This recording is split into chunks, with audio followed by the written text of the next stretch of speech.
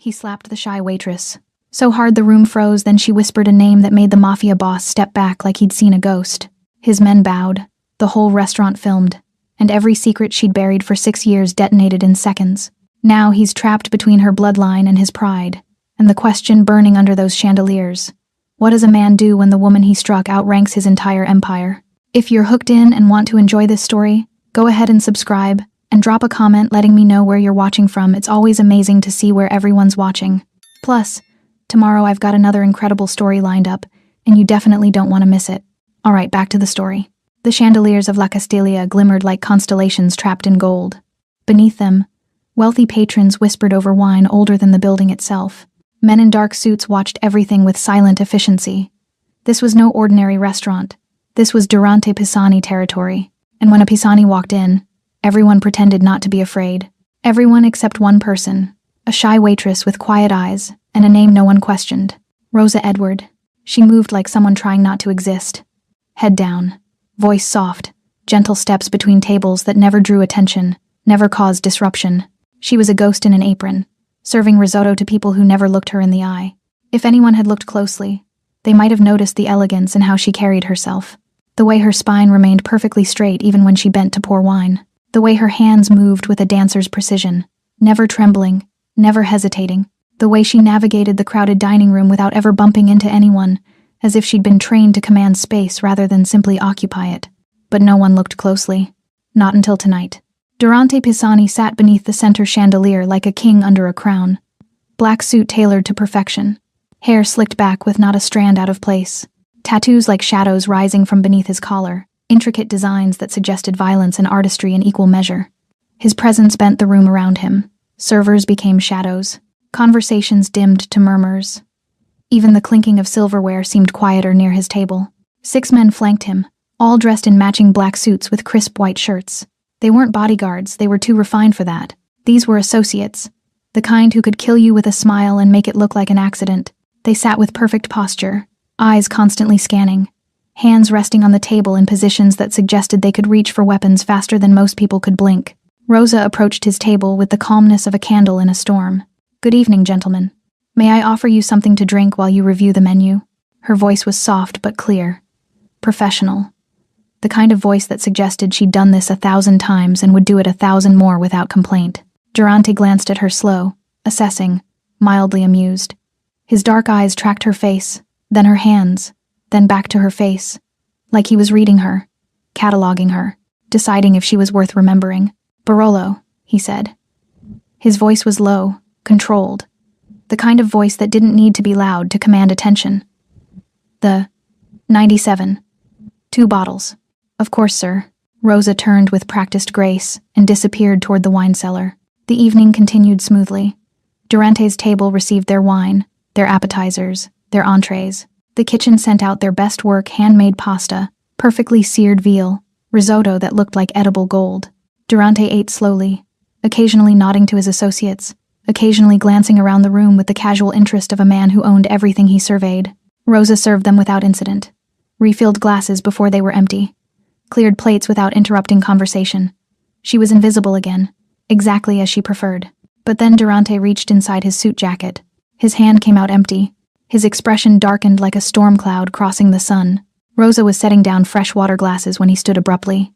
His chair scraped against marble. The sound cut through the dining room like a gunshot.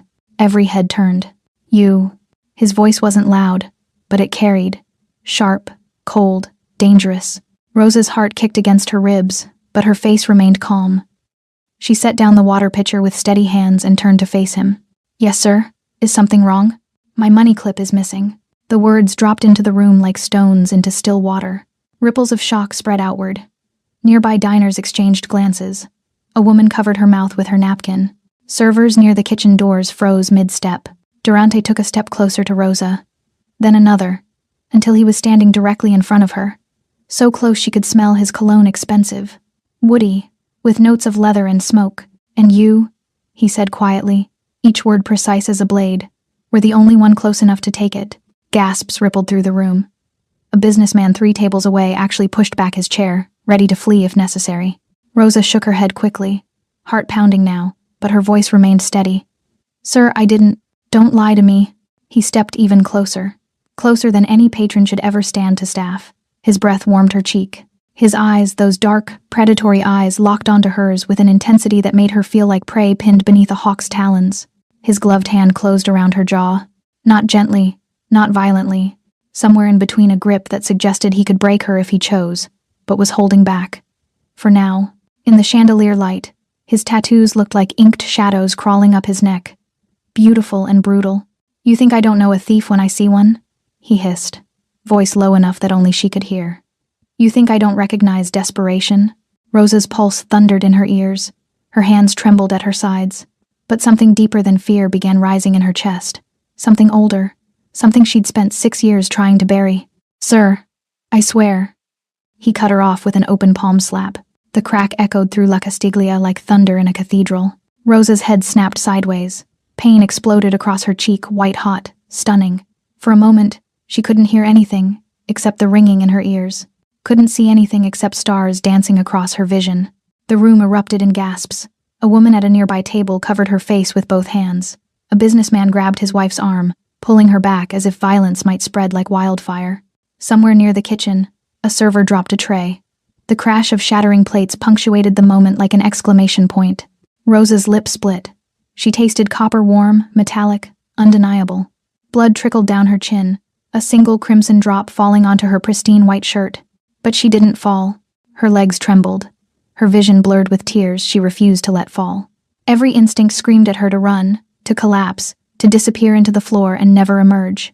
Instead, she straightened, slowly, deliberately, her spine lengthening vertebra by vertebra until she stood at her full height, her chin lifted. Her eyes, those soft brown eyes that had spent 6 years learning to look down, met Durante's directly, and something in them had changed. Not fear, not defeat, not the broken submission he was clearly expecting. Something deeper, older, colder. Durante felt the shift immediately. His hand, still raised from the slap, lowered slowly. His brow furrowed, confusion flashing across his face for just a fraction of a second before his mask of control slammed back into place. Around them, the restaurant had gone completely silent. Forks suspended in midair, wine glasses frozen halfway to lips. Even the kitchen seemed to have stopped, no clattering pans, no shouted orders, just horrified, breathless silence. "Everyone's watching," Rosa said quietly. Her voice didn't shake, didn't waver. "Is that what you wanted? An audience?" Durante's jaw tightened. "I want my property back. I don't have it." "You're lying." "I'm not." Her eyes never left his. Blood still dripped from her lip, staining her collar, but she didn't wipe it away, didn't acknowledge it, as if pain was beneath her notice, as if his violence had failed to touch whatever lived beneath her skin. One of Durante's associates shifted uncomfortably. Another exchanged a quick glance with his companion, confusion evident even through their practiced neutrality. "Search her," Durante commanded, without breaking eye contact with Rosa. A server near the bar gasped. The manager, Antonio, stepped forward, hands raised. "Mr. Pisani, perhaps we should stay out of this." Durante's voice was a whip crack. Antonio froze, mouth still open, and slowly backed away.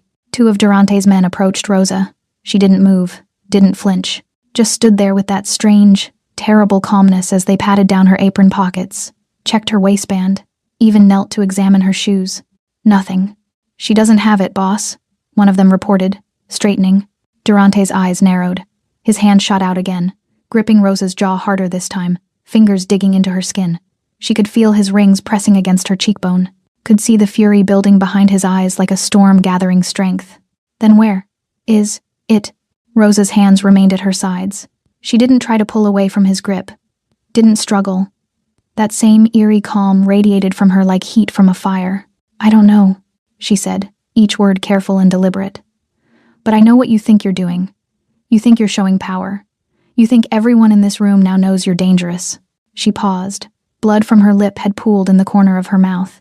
"But all they see is a man who hits women over money." The words landed like physical blows. Several of Durante's associates tensed. One actually reached toward his jacket before stopping himself.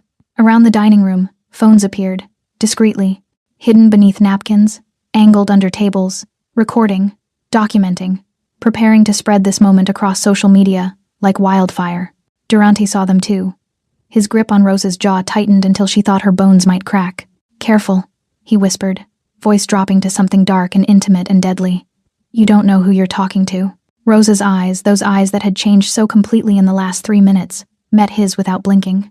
And you, she said softly, don't know who you're talking to. Something in her tone made his hand falter. Just slightly. Just enough. What's your name? He demanded suddenly. Your real name? Rosa hesitated. For the first time since the slap, fear flickered across her face. Real fear. The kind that came from standing at the edge of a cliff and knowing one more step would change everything forever. The room held its breath. Phones kept recording. Durante's fingers pressed harder against her jaw, tilting her face up toward the chandelier light. In that golden glow, with blood on her lips and fire in her eyes, she looked like something sacred and profane at once. Answer me, he commanded. Rosa closed her eyes, drew one long, slow breath. When she opened them again, 6 years of hiding shattered like glass. My real name? She whispered. Durante leaned closer, waiting. Rosa's voice was barely audible, but in that silence, everyone heard. Rosa. DeSantis. The name hung in the air like smoke after a gunshot. DeSantis. For 3 heartbeats, nothing happened. The room remained frozen, diners mid-breath, servers mid-step, phones still recording a moment they didn't yet understand. Then Durante's hand fell away from Rosa's face. Not slowly, not gently, like he'd touched fire and only just realized he was burning. He took a step back, his face, that carefully controlled mask of power, cracked. Just for a second. Shock flashed across his features before he could stop it, followed by something that looked almost like fear. Around the table, his associates reacted instantly. The man closest to Durante, a tall, older soldier with silver at his temples, lowered his head. Actually bowed, like a subject before royalty. The others followed suit, shoulders dropping, eyes averted, postures shifting from predatory to deferential in the space of a breath. They knew, even if the rest of the room didn't understand, they knew exactly what that name meant. Rosa stood perfectly still, blood still trickling from her split lip, her hand trembling now that she'd finally spoken the words she'd sworn never to say again. She could feel the weight of her real name settling back onto her shoulders like a cloak she'd tried to discard. Heavy, inescapable, absolute. DeSantis? Durante repeated slowly, testing the word. His voice had changed completely, no longer sharp and commanding, but careful, measured, like he was walking through a minefield and had just realized every step could be his last. Around the dining room, confusion rippled through the crowd. Tourists looked at each other, bewildered.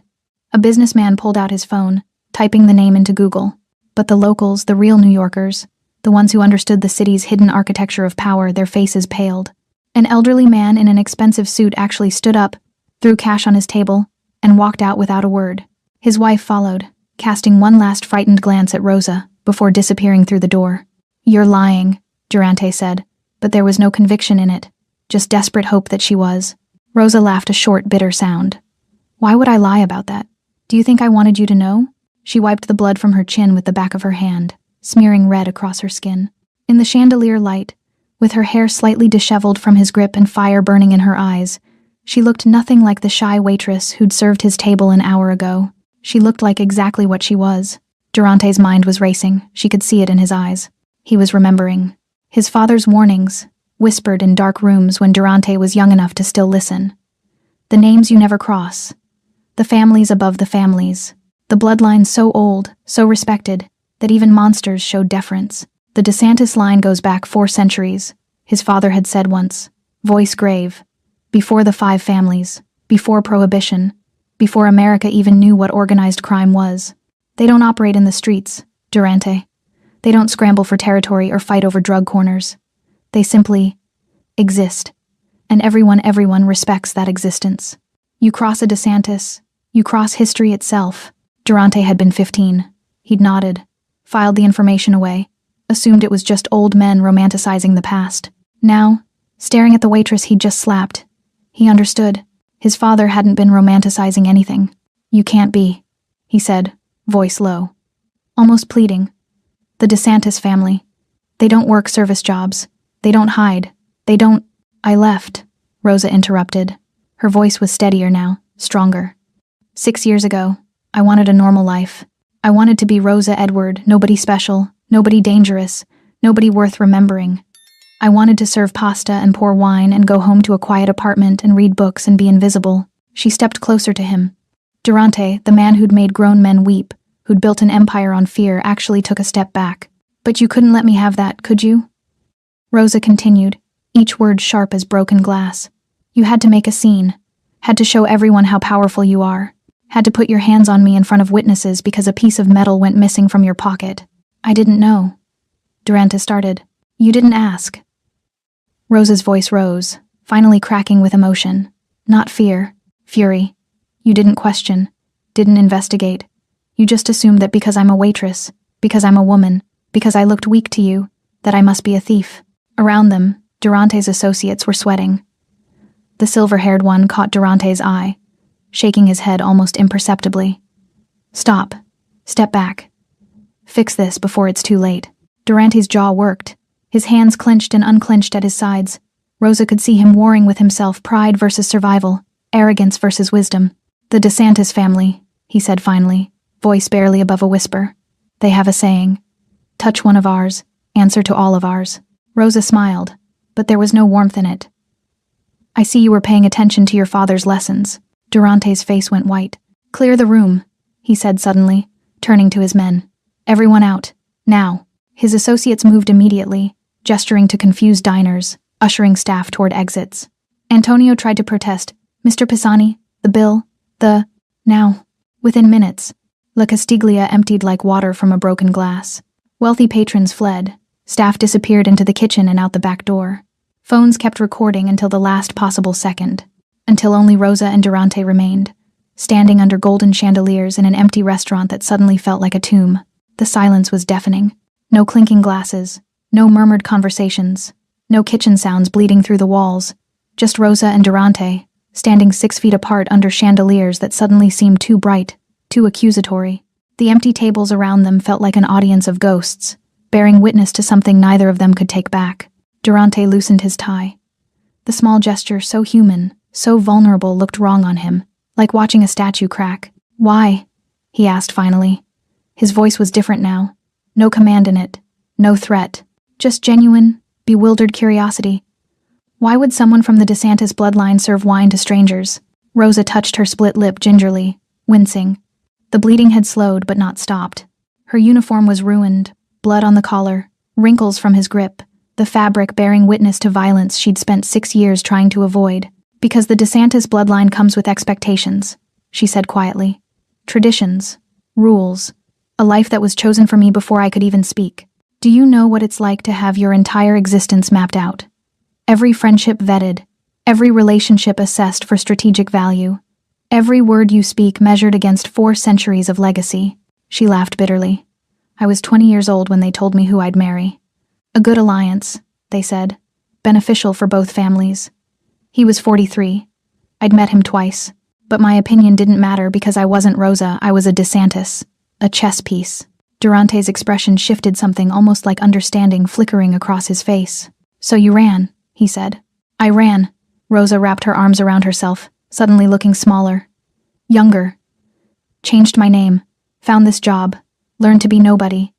And it worked, Durante. For 6 years, I was free. I was just me. Not a legacy. Not a symbol. Just a woman who poured wine and went home and lived her own life. She met his eyes. Until tonight. Durante turned away, running a hand through his perfectly slicked hair, disrupting it for the first time. When he turned back, some of his composure had returned, but it looked like armor hastily reassembled, still protective, but visibly cracked. I thought you were a thief, he said.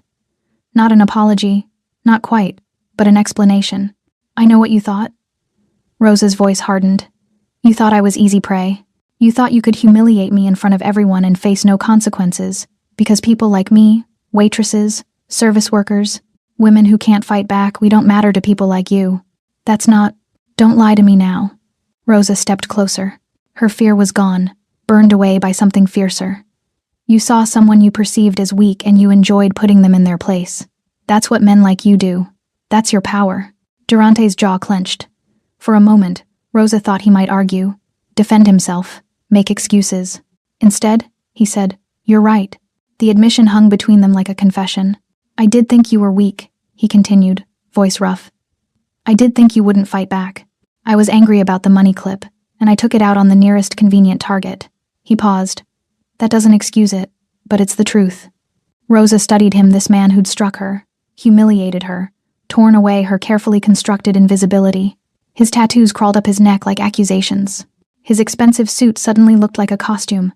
In the empty restaurant, without his soldiers, without his audience, he looked almost human. Almost. Your men knew, she said. The moment I said my name, they knew. They bowed their heads like I was royalty. Because you are. Durante's voice was flat. In our world, bloodlines matter. History matters. The DeSantis family. He trailed off, searching for words. They're not like other families. They don't grab territory, don't push drugs, don't extort businesses. They simply exist, and that existence commands respect. My grandfather, Rosa said quietly, used to say that real power doesn't announce itself. It doesn't need to. Your grandfather is Vittorio DeSantis. Not a question. Durante knew. The silent king. Rosa nodded. He'll have heard about this by now. Someone in that dining room will have called him. Probably several someones.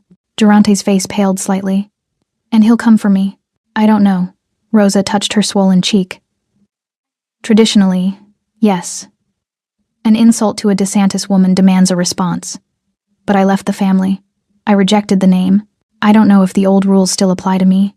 A sound made them both turn, a door opening. One of Durante's associates stepped in, the silver-haired one. He held something small and glittering between his fingers. Boss, he said carefully, we found it. Your money clip. It slipped through a tear in your coat lining. Probably happened when you sat down. He placed it on the nearest table. Diamond-encrusted. Expensive. Meaningless. Durante stared at it like it was a live grenade. The associate bowed slightly to Rosa, a gesture of respect that would have been unthinkable an hour ago, and left quickly. The silence returned, heavier now. Rosa looked at the money clip. At Durante. At her blood-stained uniform. At the elaborate waste of everything that had just happened. I was innocent, she said softly. Durante closed his eyes. When he opened them, something had shifted. The arrogance was gone. The certainty. What remained looked uncomfortably like shame. Yes, he said. You were. Rosa turned toward the door. Wait. Durante's voice stopped her. Rosa, DeSantis, I owe you a conversation. A real one. She looked back at him, this man who'd struck her. This man who'd exposed her. This man who now stood in an empty restaurant looking less like a king and more like someone who'd just realized he'd made a catastrophic mistake. You owe me more than that, she said quietly. But a conversation is a start. Durante Pisani had apologized exactly 3 times in his adult life. Once to his mother, on her deathbed. Once to his father's memory, standing over his grave. Once to a priest, in a confessional he'd never entered again. Never to a woman. Never to someone he'd wronged. Never to someone who could destroy him with a single phone call. He looked at Rosa, blood drying on her chin, her uniform ruined, her eyes sharp with something between fury and exhaustion, and felt words stick in his throat like broken glass. I don't know how to do this, he admitted finally. Rosa crossed her arms. Do what? Apologize to someone like you. Someone like me. Her voice was flat, dangerous. You mean a DeSantis? Or a woman? Or just a person you misjudged? All 3. Durante took a step closer, then thought better of it and stopped. In my world, apologies are weakness. They're blood in the water. You apologize, and people see opportunity. They see something to exploit. Then maybe your world is broken, Rosa said quietly. Durante's laugh was harsh. Maybe it is, but it's the only one I know. He rubbed his jaw, looking uncomfortable in a way she suspected he rarely looked. My father used to say that a man should only apologize when the cost of not apologizing is higher than his pride. And is it? Rosa challenged. Is the cost high enough for you? Durante met her eyes. Your grandfather could end me with a word, could dismantle everything I've built, could make me disappear so thoroughly that even my own mother wouldn't find my body. He paused. So yes, the cost is high enough. That's not an apology, Rosa said coldly. That's self-preservation dressed up as remorse. You're right. Durante dragged a hand through his hair again, frustrated. You're absolutely right. But I don't know how else to do this. I don't know how to... He stopped, jaw working. I slapped you, in front of witnesses. I humiliated you. I accused you of theft when you were innocent. And I did it all because I'm so used to power that I forgot there are people in this world I should fear. You shouldn't fear me, Rosa said. You should respect me. There's a difference. Teach me the difference. The words came out raw, almost desperate. Rosa blinked, surprised. Durante stepped closer, not threatening now, but almost pleading. I was raised in violence, taught that respect comes from fear, that power comes from making people afraid to cross you. My father built an empire on that principle. I inherited it. I perfected it. He gestured at the empty restaurant. This is my kingdom, and in my kingdom, I'm God. Except you're not, Rosa said softly. Because gods don't bleed. And right now, you're bleeding from a wound you can't even see. Durante's eyes narrowed. What wound? The one that makes you think violence is the same as strength.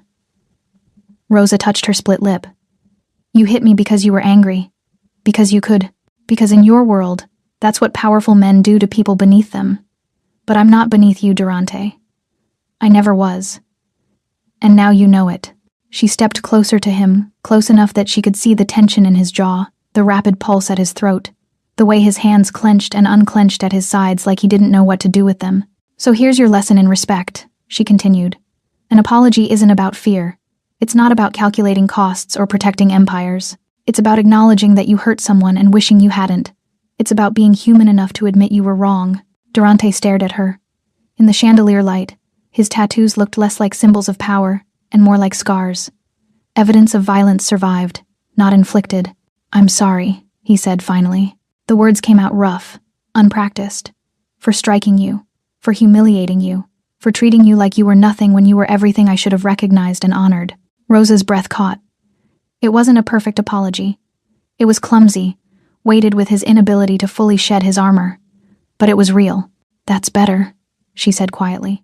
Let me drive you home, Durante said suddenly. It's late. You're hurt. And you want to know where I live.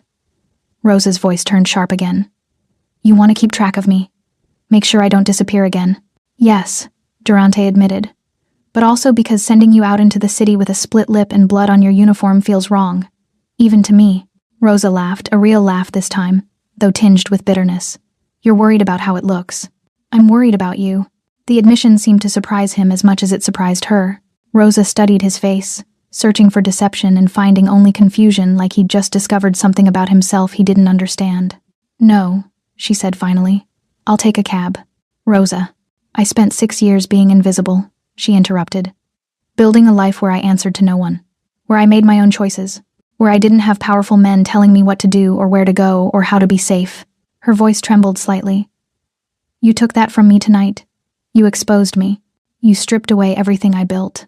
So no, you don't get to drive me home. You don't get to know where I live.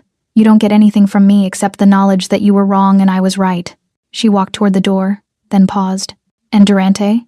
She looked back at him. The next time you think about putting your hands on someone you perceive as weak, remember this moment. Remember that you can't always see the power someone carries until it's too late. She left him standing alone in the empty restaurant, surrounded by gold and crystal and the lingering ghost of his mistake. Rosa's hands shook as she unlocked the door to her apartment. The small studio in Brooklyn looked exactly as she'd left it 6 hours ago. Minimalist furniture, books stacked on every surface, a single window overlooking a fire escape. Safe, quiet, hers. Except it didn't feel safe anymore. She locked the door, checked it twice, then collapsed against it, sliding down until she sat on the floor with her knees pulled to her chest. The tears came suddenly, violently. Not from pain, though. Her cheek throbbed and her lip burned. From loss. From the shattering of 6 years of carefully constructed freedom. From the weight of a name she'd tried so hard to escape settling back onto her shoulders like chains. Rosa de Santis. She'd spoken it out loud. In front of witnesses. In front of Durante Pisani and his men, and all those phones recording, uploading, spreading the news across the city like wildfire. By morning, everyone would know. By morning, her grandfather would come. Rosa pulled herself up, stumbled to the bathroom, and stared at her reflection. Her cheek was swollen, already purpling. Her lip was split, crusted with dried blood. Her eyes looked haunted or perhaps just exhausted from carrying secrets too heavy for one person. She cleaned the blood away gently, carefully, like she was washing away more than just evidence of violence. Like she was trying to wash away the last 6 years and the person she'd tried to become. Rosa Edward, she thought sadly. I'm sorry, you deserved more time. Her phone buzzed. Once, twice, 10 times in rapid succession. She ignored it. Knew without looking that the messages would be from old family contacts she'd blocked years ago. People who'd somehow gotten her new number. People who'd seen the videos already circulating. People who wanted to know if it was true. If the lost DeSantis daughter had finally been found, Rosa turned off her phone and crawled into bed fully clothed, pulling the blanket over her head like a child hiding from monsters. But the monsters were real. And they wore expensive suits and carried 4 centuries of expectations. Across the city, in a penthouse overlooking Manhattan, Durante paced. His associates watched nervously as their boss stalked back and forth like a caged animal. Jacket discarded, sleeves rolled up, tie hanging loose around his neck. "Talk to me," Durante demanded. "What are we dealing with?" The silver-haired associate Franco cleared his throat. "The DeSantis family, boss. They're—" He searched for words. "They're old money, old power. They don't operate like we do. No street soldiers, no visible operations. But their influence runs deep. Politicians, judges, law enforcement, all the way to the top." "I know that," Durante snapped. "Tell me something I don't know." Another man spoke up, younger, tech-savvy. "The videos are everywhere. Twitter, Instagram, TikTok. Millions of views already. The hashtag number DeSantis slap is trending. People are calling for your head." Durante stopped pacing. "Let them call. Boss. With respect." Franco stepped forward. "This isn't like our usual problems. This isn't rival families or territory disputes. The DeSantis don't fight the way we fight. They don't send soldiers. They don't make threats. They simply—" He gestured helplessly. "They remove problems. Quietly. Permanently." "Then why am I still breathing?" Durante challenged. "Because they haven't decided what to do yet," Franco said grimly. "But they will. Vittorio DeSantis doesn't let insults stand. Especially not to his granddaughter." Durante felt something cold settle in his chest. Fear, yes. But something else too, something he couldn't quite name. Every time he closed his eyes, he saw Rosa's face, the moment after he slapped her. The way she'd stood instead of fallen. The fire in her eyes when she'd spoken her true name. "I'm not beneath you, Durante. I never was. Get me everything on her," Durante ordered suddenly. "Where she's been, what she's been doing, why she left her family. Boss, everything." His men exchanged worried glances but nodded and dispersed. Franco remained. "Durante, can I speak freely?" Durante waved a hand. "You're playing with fire," the older man said quietly. "The girl, the woman, she walked away from the DeSantis family for a reason. Whatever that reason is, it's powerful enough that she's been hiding for 6 years, and now you've dragged her back into the light." "I didn't drag her anywhere," Durante protested. "She chose to reveal herself. Because you forced her hand." Franco's voice was gentle but firm. "You put her in a position where hiding her identity meant accepting humiliation. She chose dignity over safety. But that choice will have consequences. For her, and for you." Durante turned to the window, staring out at the glittering city. Somewhere out there, Rosa was probably crying, or planning, or calling her family to explain. Or maybe she was doing none of those things. Maybe she was being exactly what she'd been in that restaurant, stronger than anyone expected. "What would you do?" Durante asked quietly. "If you were me?" Franco was silent for a long moment.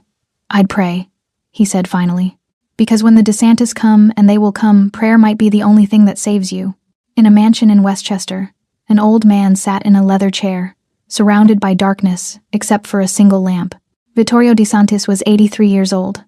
White hair, weathered face, eyes that had seen empires rise and fall. He held a phone, watching a video for the 3rd time. A restaurant, golden chandeliers. His granddaughter, his Rosa, standing with blood on her face and fire in her eyes, speaking her true name. Coming home, he set down the phone and pressed a button on his desk. A man appeared in the doorway instantly. Young, efficient, dangerous. "Find Durante Pisani," Vittorio said, his voice barely above a whisper. "But don't touch him. Not yet." "And the girl, sir?" Vittorio's expression softened, the only softness he'd shown in years. "Bring my granddaughter home." Rosa woke to silence. Not the comfortable silence of her small Brooklyn apartment, but the heavy, expectant silence that comes before a storm. Sunlight filtered through her window. Too bright, too cheerful for the weight pressing against her chest. She'd slept poorly, fitful dreams of chandeliers and blood, and her grandfather's disappointed face. Now, lying in yesterday's stained uniform, every part of her ached. Her cheek throbbed. Her lip had swollen during the night. But worse than the physical pain was the hollow feeling in her stomach. The knowledge that everything had changed. She forced herself up, showered carefully around her injuries, and changed into jeans and a sweater. Simple, civilian. Not Rosa Edward the waitress. Not Rosa DeSantis the heir. Just someone in between. Someone who didn't exist anymore. The knock came at 9:47 a.m. 3 sharp raps, polite but firm. The kind of knock that suggested the person on the other side would wait exactly 30 seconds before knocking again. Or breaking down the door. Rosa's heart hammered. She knew that knock. Had grown up with that knock. Family. She opened the door to find two men in dark suits. One was older, maybe 60, with silver hair, and the patient posture of someone who'd spent decades waiting outside important doors. The other was younger, broader, with the alert eyes of a bodyguard. Behind them, barely visible at the top of the stairs, she glimpsed two more. "Miss DeSantis," the older man said. His voice was respectful but unyielding. "Your grandfather requests your presence." Requests. As if she had a choice. "I'm not ready," Rosa said. "He's waiting in the car." Rosa's breath caught. "He's here?" "He came personally." The man's expression softened slightly. "He's been waiting since 6 this morning. Didn't want to wake you." Rosa closed her eyes. Of course he came. Of course he waited. Vittorio DeSantis didn't send messages or make phone calls for important matters. He appeared. And when he appeared, the world rearranged itself around him. "Give me 5 minutes." "Of course, miss." Rosa closed the door with trembling hands. 5 minutes to prepare for a conversation she'd been avoiding for 6 years. 5 minutes to find words that could explain why she'd abandoned her family, her legacy, her name. 5 minutes to become a DeSantis again. She pulled on a jacket, grabbed her keys, then stopped. Looked around her apartment, this small, precious space that had been her sanctuary. The books she'd collected, the thrift store furniture she'd assembled herself, the life she'd built from nothing. "Goodbye," she thought. "Thank you for keeping me safe." Then she walked out the door. The car was a black Mercedes, understated but unmistakably expensive. The kind that whispered wealth rather than shouting it. The rear window was tinted, but Rosa could see her grandfather's silhouette inside. The older man opened the door for her. Rosa slid in. Vittorio DeSantis sat with perfect posture, hands folded over a silver-topped cane. He looked exactly as she remembered, white hair immaculately combed, three-piece suit perfectly tailored, face lined with age but sharp with intelligence. He could have been a banker, a professor, a diplomat. He was none of those things. "Rosa," he said softly. His voice was like aged whiskey, smooth, warm, dangerous if you drank too much. "Nonno." The word grandfather in Italian came out before she could stop it. 6 years away, and her first word to him was the same one she'd used as a child. His eyes moved to her face, to the bruise, the swollen lip. Something flickered in his expression. Not anger exactly, but something colder, more final. "Who did this?" he asked, though they both knew he already knew. "It doesn't matter. It matters to me. I don't want revenge," Rosa said quickly. "I don't want—" "What do you want?" Vittorio interrupted gently. "You've been hiding for 6 years, living under a false name, working in restaurants when you should have been." He stopped himself. "What do you want, Rosa?" The question hung between them like a test. "I wanted freedom," Rosa whispered. "I wanted to choose my own life, to not be a chess piece, to not wake up every morning carrying the weight of 4 centuries on my back." "And did you find it? Freedom?" Rosa thought about her apartment, her books, the quiet nights reading poetry, the simple pleasure of earning her own money, making her own choices. "Yes," she said, "until last night." Vittorio nodded slowly. "Durante Pisani. He didn't know who I was. That's not an excuse." "I know." Rosa's voice cracked. "But I don't want war, Nonno. I don't want bloodshed. I don't want the families at each other's throats because of me." "You think you have a choice in this?" Vittorio's voice remained gentle, but steel ran beneath it. "You think the world works that way? A DeSantis woman is struck in public. Videos spread across the city. Our name, your name is disrespected. And you think we can simply ignore it?" I think—" Rosa stopped, choosing her words carefully. "I think Durante Pisani made a mistake. He apologized. He knows who I am now. He knows what he did. And that's enough for you?" "It has to be." Vittorio studied her with those ancient, knowing eyes. "You've changed," he said finally. 6 years ago, you would have demanded his head yourself. 6 years ago, I was someone else. Were you?" Vittorio leaned forward slightly. "Or were you just running from who you really are?" The question struck like a physical blow. Rosa had no answer. The car started moving. Rosa hadn't even noticed the driver getting in. "Where are we going?" she asked. "To the estate," Vittorio said. "Where you belong. Where you've always belonged." "Nonno, please. There are people who need to see you. Family. Associates. People who need to know that Rosa DeSantis has returned." His voice softened.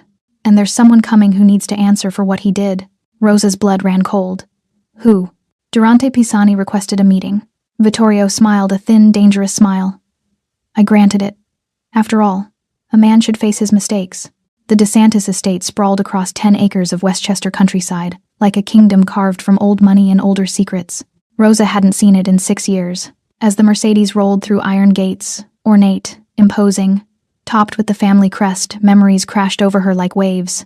Sunday dinners with 30 relatives, security walking the perimeter, the weight of tradition in every marble column, every oil painting, every whispered conversation in Italian. This wasn't a home.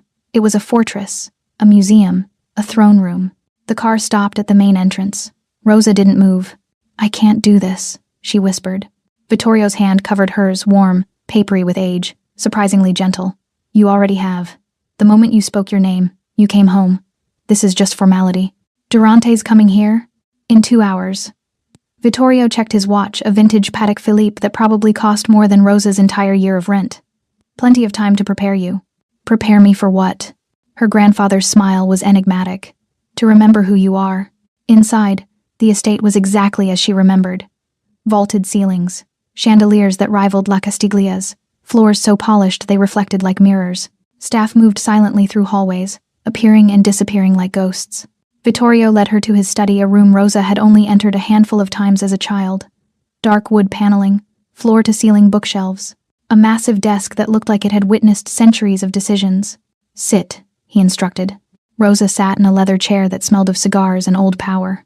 Vittorio settled behind his desk, studying her with those penetrating eyes. "Tell me about Durante Pisani. What do you want to know?" "Everything. How he touched you. What he said. How he looked when you revealed your name."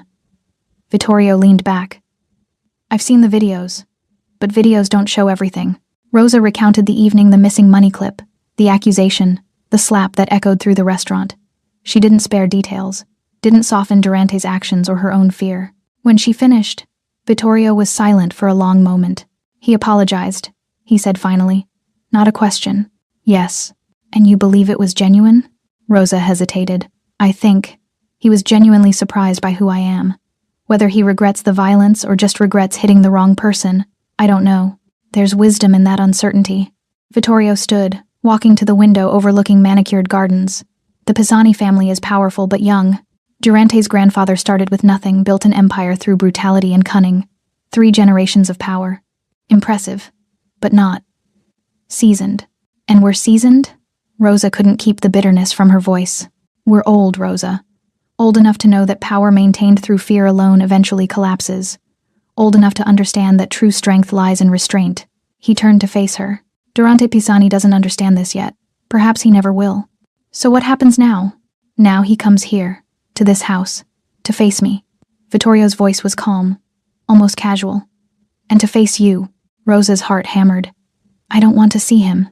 "Yes, you do." The certainty in his voice made her look up sharply. "You're angry," Vittorio continued, "hurt, violated. But you're also curious. You want to see how he behaves when he's not on his own territory, when he's not surrounded by his soldiers, when he's vulnerable." He smiled slightly. "That curiosity is very DeSantis of you." Before Rosa could respond, the door opened. A woman entered 50s, elegant, with Rosa's dark eyes and sharp cheekbones. "Aunt Gabriella," Rosa breathed. "Rosa." Gabriella crossed the room in 3 strides and pulled her into a fierce embrace. 6 years. 6 years and not a word. "Do you know how many times I wanted to find you? Drag you home?" "I'm sorry," Rosa whispered into her aunt's shoulder. "Don't be sorry. Be home." Gabriella pulled back, examining Rosa's face. Her expression darkened when she saw the bruise. "He did this." "Yes. Good. I wanted to be sure before I decided how much to hate him." Gabriella's smile was predatory. "Your grandfather's being diplomatic. I'm not. If you want Durante Pisani to suffer, say the word." "I don't." "Think about it," Gabriella interrupted. "You have 2 hours." They dressed her like a queen preparing for battle. Gabriella brought clothes from Rosa's old room, apparently untouched in 6 years, preserved like a shrine. A black dress, elegant but severe. Heels that added 3 inches to her height. Jewelry understated gold that whispered wealth rather than screaming it. Rosa stared at herself in the mirror. The shy waitress was gone. In her place stood someone she barely recognized, someone who looked like she belonged in oil paintings and history books. "You look like your grandmother," Gabriella said softly. She had that same fire in her eyes. "I don't feel like fire," Rosa admitted. "I feel like I'm drowning." "Then drown elegantly, darling. It's what we do best." At precisely 2 p.m., the gates opened again. Rosa watched from a second-floor window as another black car rolled up the driveway. Her breath caught when Durante stepped out. He wore a different suit, charcoal gray, impeccably tailored. His hair was perfect again, slicked back with that same precision. But something about him looked different. Smaller, somehow, despite his height, like the estate itself was swallowing him. 3 men followed him out. Not 6. 3. A concession. A show of respect. Or fear. Franco, the silver-haired associate, walked beside Durante, speaking quietly. Durante nodded, jaw tight, shoulders tense. This was not a man on his own territory. This was a man walking into the lion's den, knowing the lions were hungry. Rosa's hands gripped the windowsill. Ready. Gabriella appeared beside her. No. Perfect. Neither is he. Gabriella linked arms with her. Come. Let's remind Durante Pisani what happens when you strike a DeSantis. They descended the grand staircase together. Below, in the main hall, Vittorio waited. Behind him stood 4 men, family soldiers, though they looked more like bankers than thugs. Quiet power. Old power. The kind that didn't need to announce itself. The front door opened. Durante Pisani walked in. His eyes swept the hall, cataloging exits, counting soldiers, assessing threats before landing on the staircase. On Rosa, she watched his expression change, saw recognition flash across his face, followed by something that looked almost like awe. This wasn't the waitress he'd slapped. This was Rosa DeSantis in her natural element, surrounded by her family, armored in legacy and silk. For a long moment, no one spoke. Then Vittorio stepped forward, his cane tapping against marble. Mr. Pisani, he said, voice carrying through the cavernous space. Welcome to my home. I believe you've met my granddaughter. Durante's eyes never left Rosa's. I have. Good. Vittorio's smile was thin, dangerous. Then you understand why you're here. Durante finally tore his gaze away from Rosa, facing Vittorio directly. I understand, sir.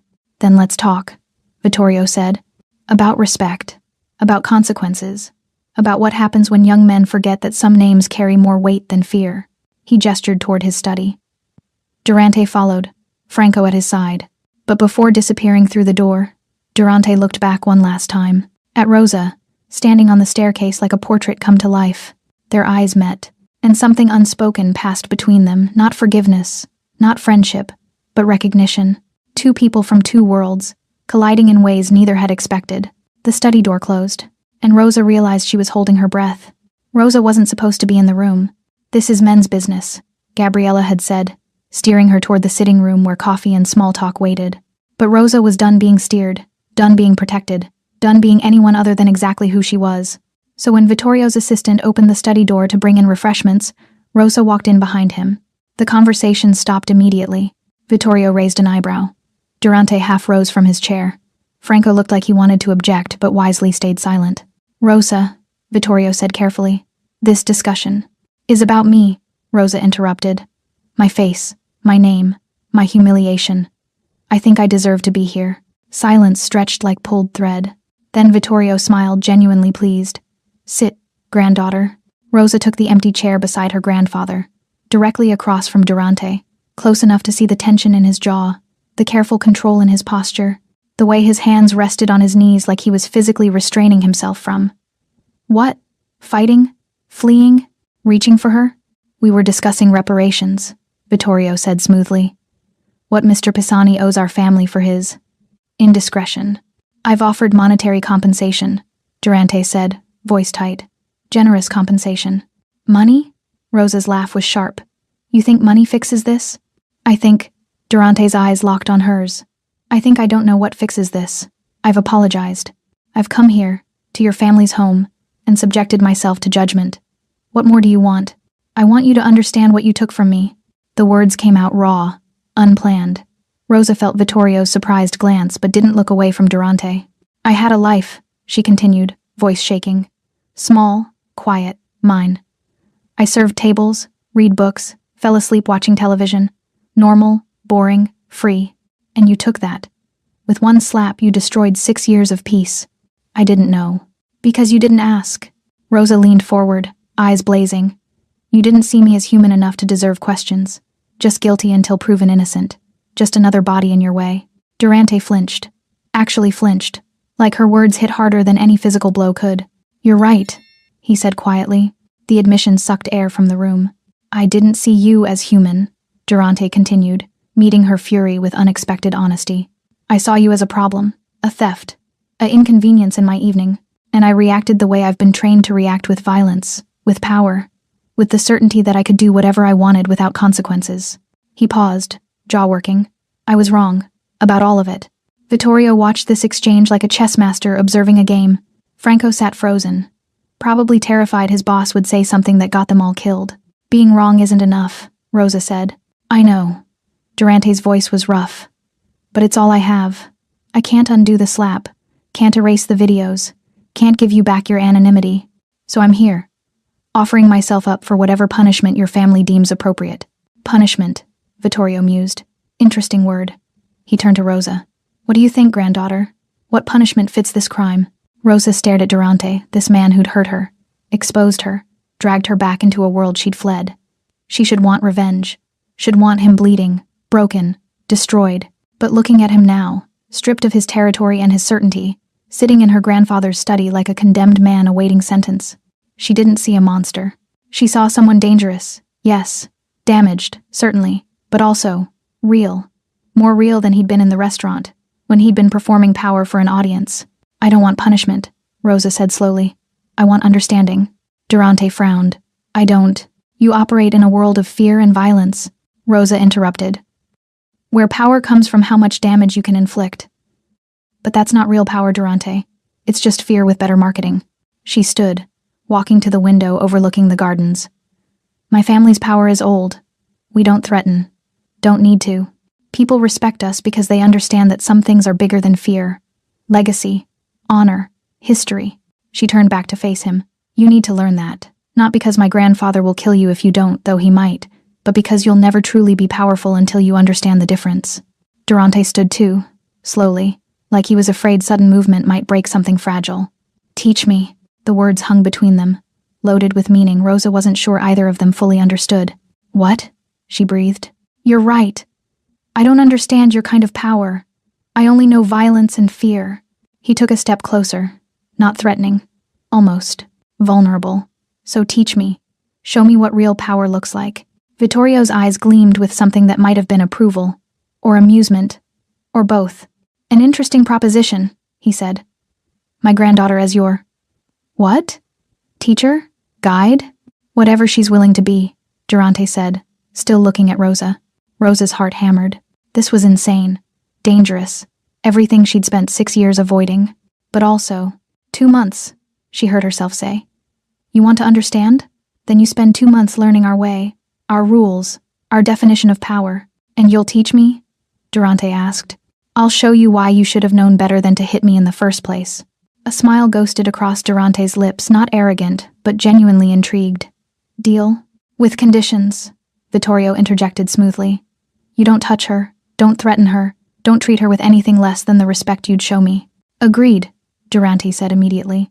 And if you prove incapable of learning your business in our territories ends, permanently. That made Durante pause. Rosa could see him calculating, weighing the cost. His operations in DeSantis-influenced areas represented millions. Losing them would cripple his empire. Agreed, he said finally. Vittorio stood, extending his hand. Durante shook it, a pact sealed in the old way, with witnesses and weight. Then Vittorio turned to Rosa. I hope you know what you're doing, granddaughter. I don't, Rosa admitted, but neither does he, so we're even. Franco cleared his throat. Boss, perhaps we should go, Durante said, not looking away from Rosa. Wait outside. I'll be there shortly. Franco hesitated, then bowed slightly to Vittorio and left, closing the door behind him. 3 people remained in the study. Vittorio smiled. I'll give you 5 minutes. But Rosa? The door stays open. He left too, cane tapping against marble, leaving Rosa and Durante alone under oil paintings of DeSantis ancestors who'd probably never imagined a scene quite like this.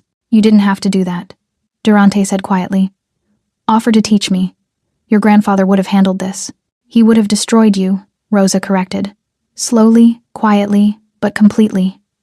This way, maybe something useful comes from what happened. Or maybe you just want to torture me personally, Durante suggested. His tone was light, but his eyes were serious. Rosa laughed, surprising herself. Maybe. Durante stepped closer.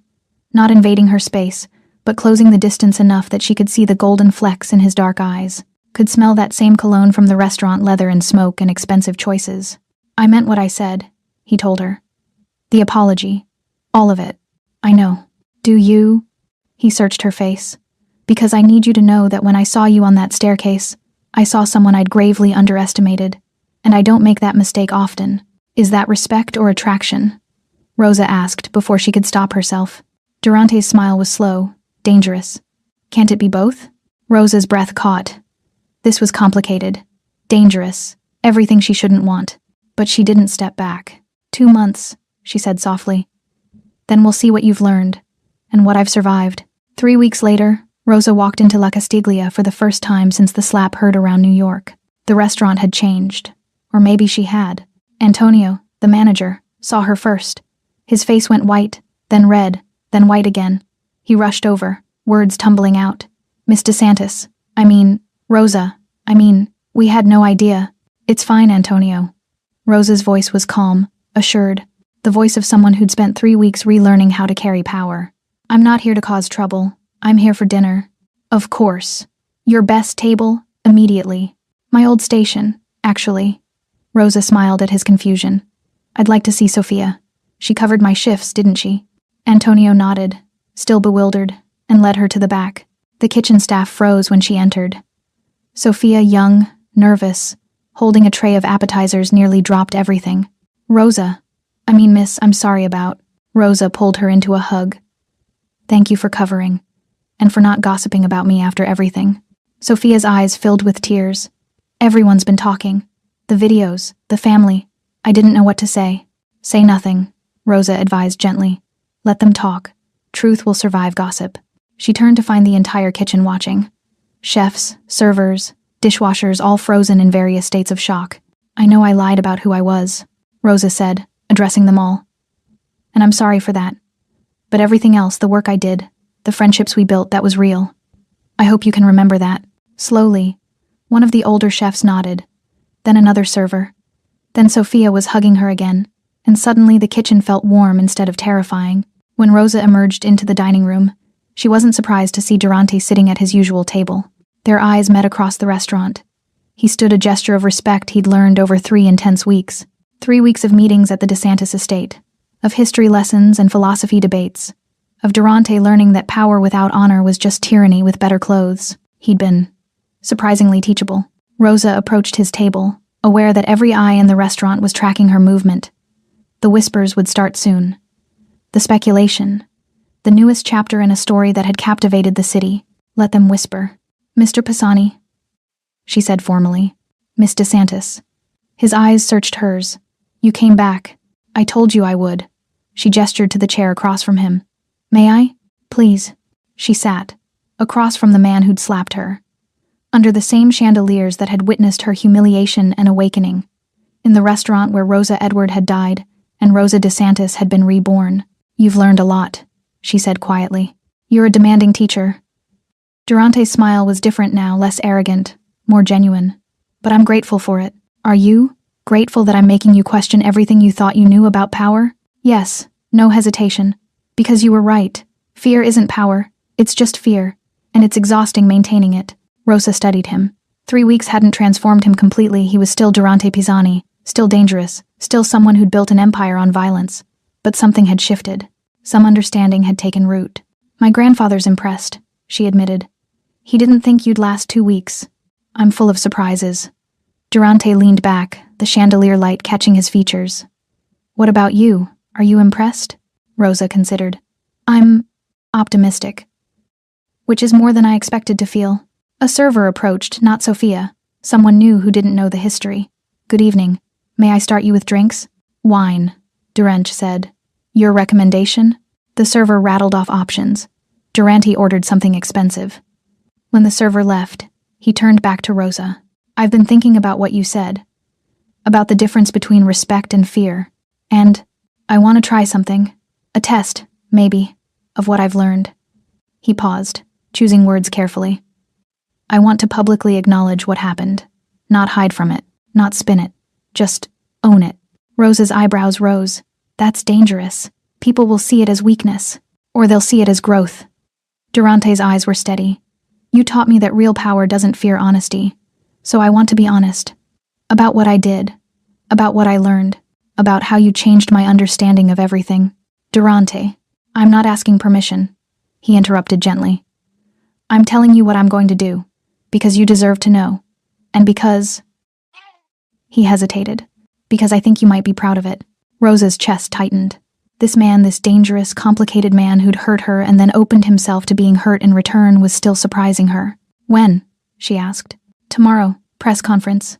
I'll answer questions about that night, about the DeSantis family, about what power really means. They'll crucify you. Maybe. Durante smiled.